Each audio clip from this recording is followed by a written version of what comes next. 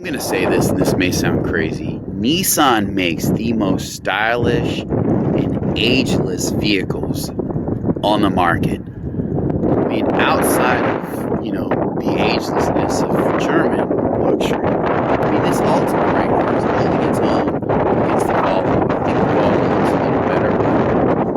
I mean, there's not a bad angle on this Maxima or that one. They have nice wheels, nice fronts.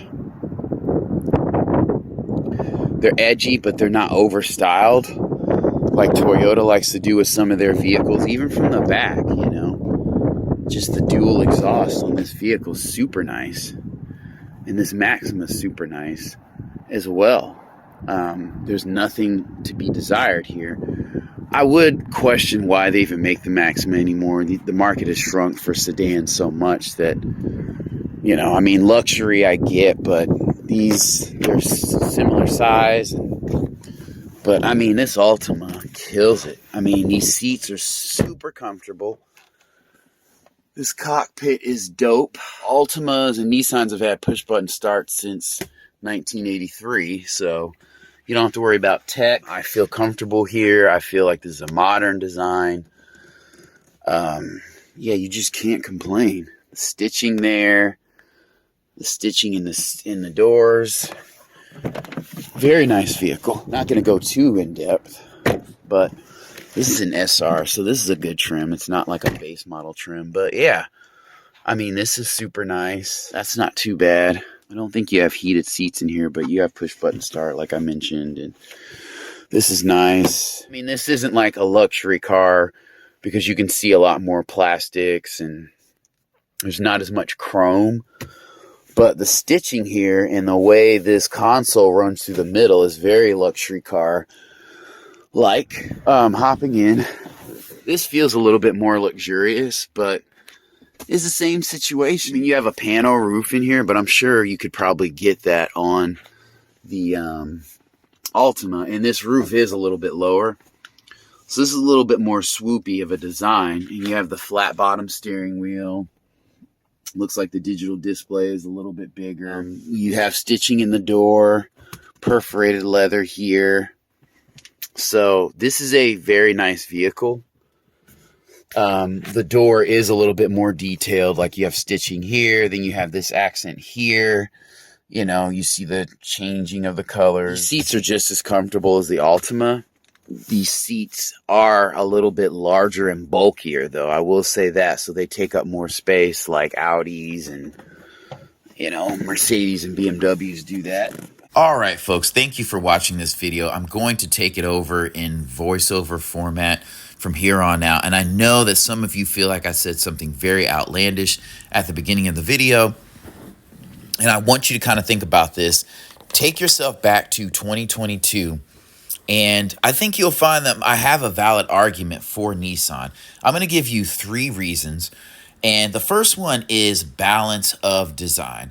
So I feel like with Nissan, they had a good balance between edge and curves and flat, that it didn't look too Transformer-like and it didn't look too bland like American domestic designs of Ford and Chevy, save probably the Ford Fusion. I think that's a really good design, and the Ford Escape at the time. But if you kind of travel back, honestly, the Nissan Altima and Nissan Maxima looked better than any Volkswagen vehicle, the Passat, the Jetta. It looked better than any of Chevy's cars. It looked better than most of Ford's vehicles. Honestly, it looked better than Hyundai Kia vehicles as well, just because I feel like Hyundai Kia turned a corner in 2023, 2024.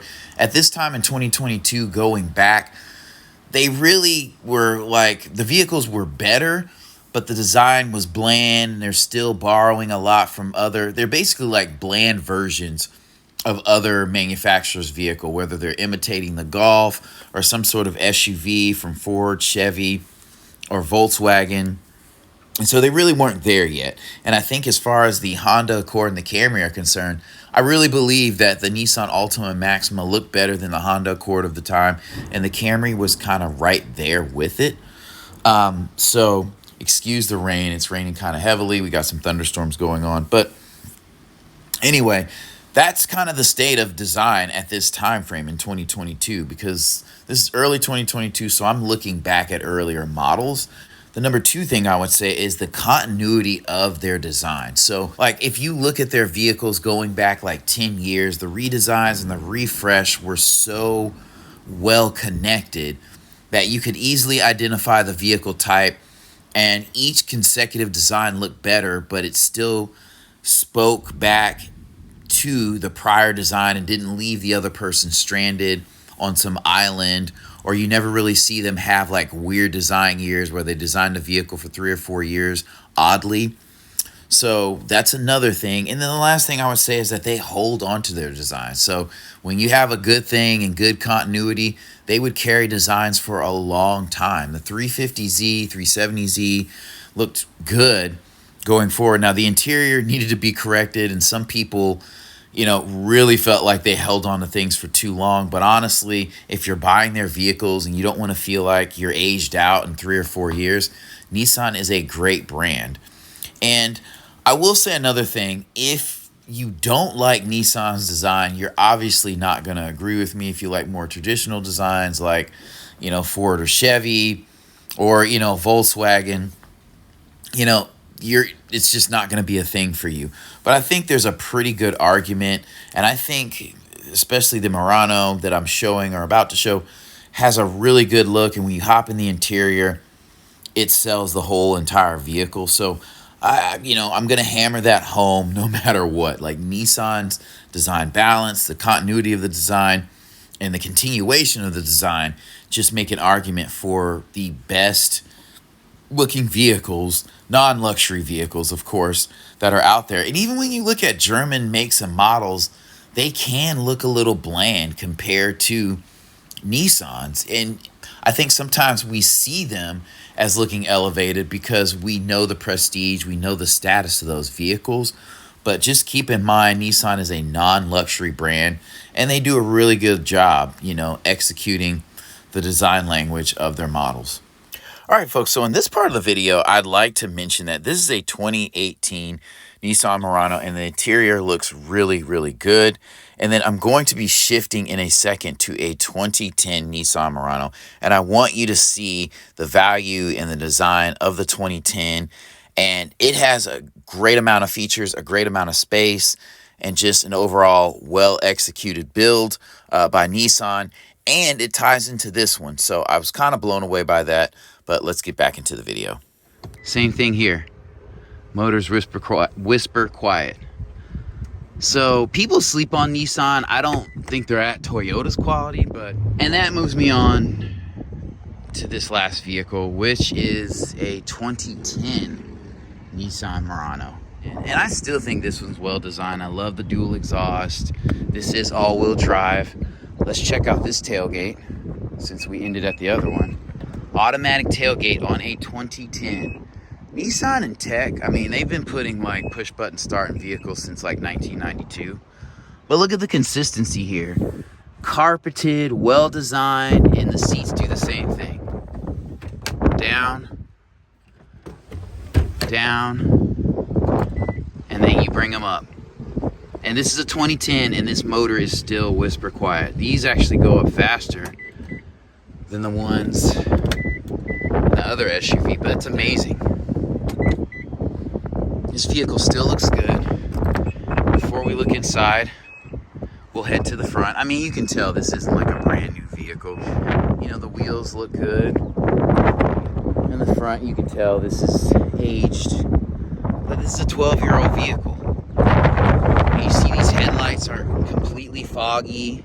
Folks, and one last thing I'll say that's unrelated is that I love looking back to these old videos that I filmed. Even though they're just a couple years old, they do look old because there is an evolution of style of video that I'm doing. So just FYI, some tips if you're going to be making content.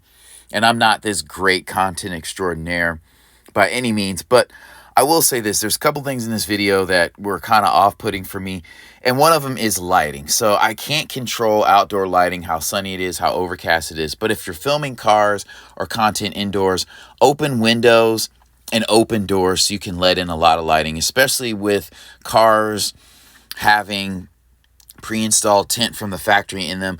It just helps with, you know, color shifting in videos and the struggles of cameras on smaller devices. Unfortunately, in this time frame, I was jumping between recording devices, so I really never got a great feel for what I was holding in my hand and using to record. And you can kind of see that in the videos being inconsistent.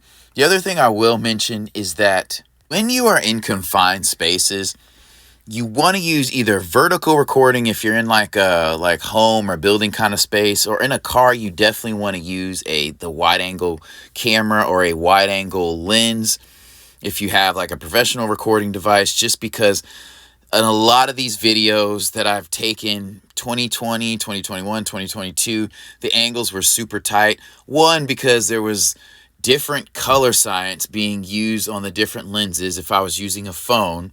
And then two, some of these earlier, you know, in 2021, 2022, the wide angle cameras were just not as good, especially on non-iPhone, Android devices. You would shift over to them, you got a better view, there was more lighting, but the camera was just grainy to begin with.